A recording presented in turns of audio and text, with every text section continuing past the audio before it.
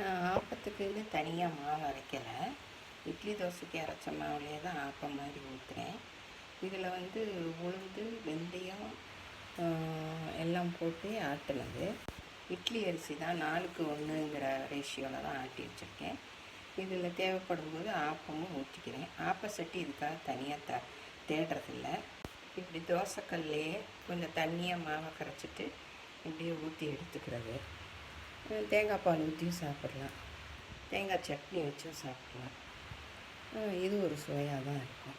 அதுக்குன்னு தனியாக ஒவ்வொன்றா தேடாமல் இருக்கிறத வச்சு அப்படியே செஞ்சுக்கிறது.